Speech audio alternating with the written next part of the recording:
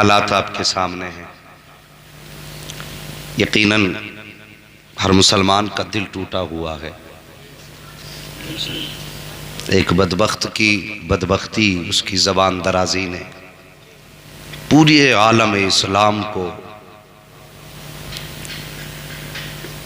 ऐसे गज़ब में लाके खड़ा कर दिया कि अगर हमारी कौम के 8 साल के बच्चे से पूछो वसीम रिजवी का तू क्या करेगा, तो 8 साल का बच्चा भी कह देगा ला के सामने खड़ा करो, या तो वो जिंदा रहेगा या फिर हम जिंदा रहेंगे।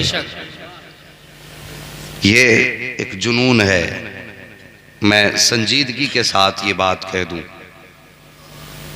सोशल मीडिया का दौर है, सब सुनेंगे और देखेंगे।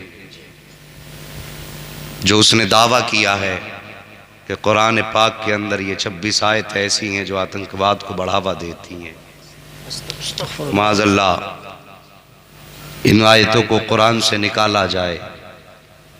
और उसने जो फिर बहतान लगाया है हज़रत अबू बकर सिद्दीक़ रज़ी अल्लाह ताला अन्हु की ज़ात पर, हज़रत फ़ारूक़ आज़म की ज़ात पर, हज़रत उस्मान गनी की ज़ात पर, उस बदबख्त को मालूम क्या है कि नबी का अबू बकर तो वो है कि जो गार का भी साथी रहा, मज़ार का भी साथी है। बेशक, सुभान अल्लाह, सुभान अल्लाह। मगर साहिबो, दिल के फपोले जल उठे सीने के दाग से, इस घर को आग लग गई घर के चिराग से। कहीं हमारी भी कुछ न कुछ गलतियां रही हैं, हमारी भी कुछ खामियां हैं। वो मुजरिम है और यकीनन बड़ा मुजरिम है। हम अपने मुल्क की अदलिया से गुजारिश करते हैं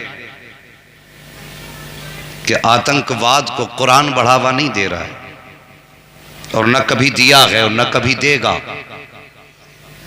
आतंकवाद को ये कुत्ते बढ़ावा दे रहे हैं जो तुम्हारी गोद में बैठे हैं। अगर चाहते हो हिंदुस्तान में अमन कायम रहे तो इस कुत्ते को गोद से उठा के फांसी के फंदे पे लटका दो, भारत में कोई आतंक जन्म नहीं लेगा। ये हमारा मुतालबा है कि इस बदबख्त का ऐसा इलाज किया जाए कि दोबारा कोई भी कुत्ता कुरान के खिलाफ भौंकने की जुर्रत ना करे। और तुमसे भी गुजारिश है, आज से पहले जब भी तुम्हारे सामने इन उलमा का तज़किरा किया गया, मदरसे में पढ़ने वाले तलबा की बातें की गई, किसी ने यह कह दिया ये ज़कात खाते हैं, किसी ने यह कह दिया ये फितरा लेने वाले हैं। तुम्हारे घरों में मैयतें हुई तो तुम्हें मदरसे के बच्चे पहले याद आए, और तुम्हारे घरों में शादी वलीमे हुए तो कोई मदरसे में पूछने वाला भी नहीं है कि तलबा ने खाया कि नहीं खाया। जी बेशक। और जब दुनिया खा के चली जाती है, कोई खबर मदरसे से आती है कि मदरसे के बच्चों को खिलाया गया कि नहीं, तो सर पे हाथ मार के कहते हैं यार इन्हें तो भूल ही गए थे। तीजों में तुम इन्हें आगे रखते हो, वलीमों में पीछे क्यों कर देते हो? क्या इनका मैयार तुम्हारे मेहमानों के मैयार से नीचा है, या ये औकात में उन लोगों से कम है जो तुम्हारे दस्तरखान पे आकर के पेट भर के खा के चले जाते हैं, या इनकी औकात उनसे कम है कि जिन्हें न खाने का शऊर न पीने का सलीका, और फिर हमने इन्हें पीछे क्यों कर दिया? पहले हम ही ने इनको रुस्वा करने की कोशिश की। आज जब कुरान से आयतें निकालने की बात आई है, पहली बात तो यह है कायनात में किसी की मां ने इतना दूध नहीं पिलाया जो आयत तो बड़ी बात है कुरान का नुक्ता हिला सके। बेशक, सुभान अल्लाह, बेशक। मगर अगर फर्ज कर लो अगर कुरान की कोई आयत कम हो गई या कोई रुकू कुरान पाक का कम कर दिया गया, तो मैं आपसे पूछना चाहता हूं किसके दरवाजे पे जाओगे कुरान की उस आयत का पता लेने? कौन तुम्हें बताएगा कि कौन सा जबर हटाया गया, कहां का जेर? हमारी हालत तो यह है हमें देख के कुरान पढ़ना नहीं आता, तो हम कुरान के ज़ेर ज़बर का पता कैसे लगाएंगे? और साहिब जब ये दिन आएगा तो जिनको आज हम कोई इज्जत और वैल्यू नहीं देते, कल इन्हीं की चौखट पे आके कदम पकड़ के कहोगे वो 8 साल के हाफिज कुरान हमें कुरान की वो आयत समझा दे जिस आयत के बारे में शक किया जा रहा है कि यहाँ का नुक्ता हटाया गया या यहाँ का ज़बर हटाया गया है।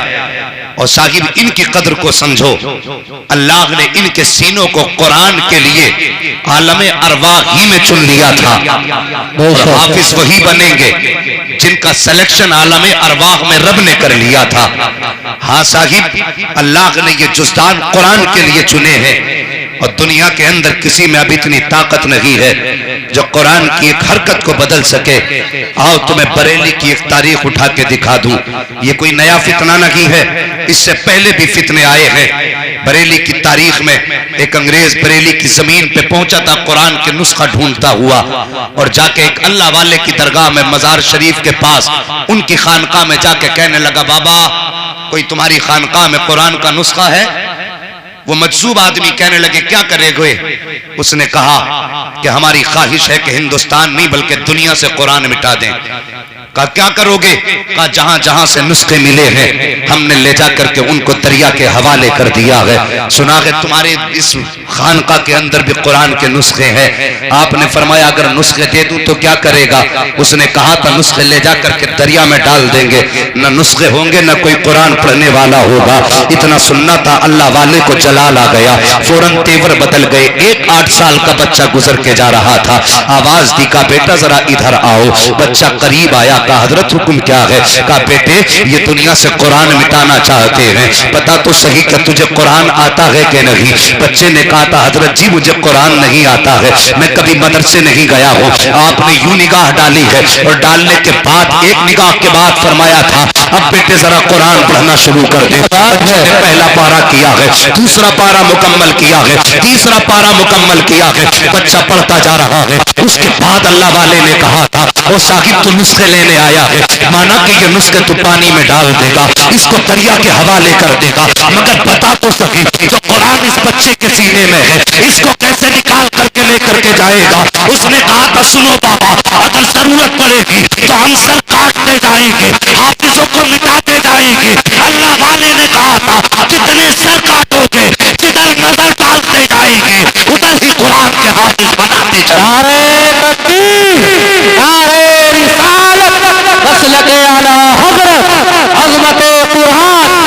सुभान अल्लाह, सुभान अल्लाह, माशाअल्लाह। साकिब अब हवाएं खुद करेंगी रोशनी का फैसला, जिस दिए में तेल होगा वो दिया रह जाएगा और शाखों से टूट जाएं वो पत्ते नहीं हैं हम। शाखों से टूट जाएं वो पत्ते नहीं हैं हम। आंधी से कोई कह दे औकात में रहे, आंधी से कोई कह दे औकात में रहे।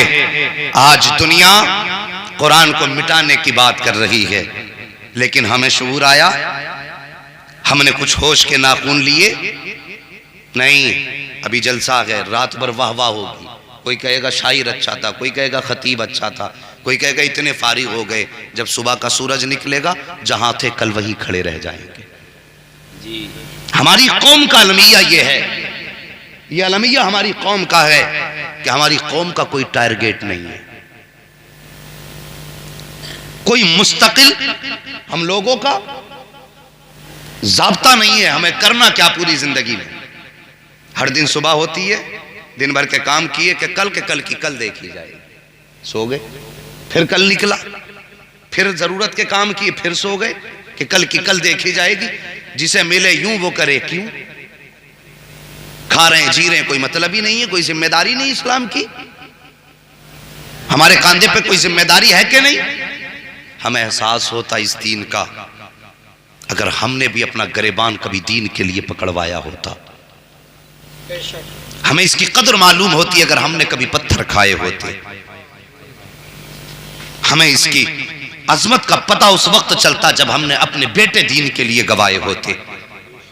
हमारा तो कुछ लगा ही नहीं दीन पे। मुसलमान के घर में पैदा हुए, इमाम साहब ने कान में आके सुहानी आवाज में कह दिया मुबारक हो मदीने वाले का गुलाम बन के पैदा हुआ है। ये शरफ मिल गया। जिसकी उम्मत में पैदा होने की कभी तमन्ना नहीं की थी, उसकी उम्मत में पैदा होने का मौका मिला, ये बड़ी इज्जतें मिली। और उसके बाद होश संभाला, टोपी ओढ़ी, गोश्त खाने लगे, सोचा मुसलमान होने का हक अदा कर दिया। नहीं साहिब, दीन बड़ी मुश्किलों से हम तक पहुंचा है, बहुत मुश्किलों तक। आज तो अल्लाह का शुक्र है, मेरे नबी के गुलामों में ऐसा ऐसा अमीर है कि अगर जरूरत पड़ जाए तो पूरा कुरान सोने के तारों से अकेला एक गुलाम लिखाने के लिए तैयार।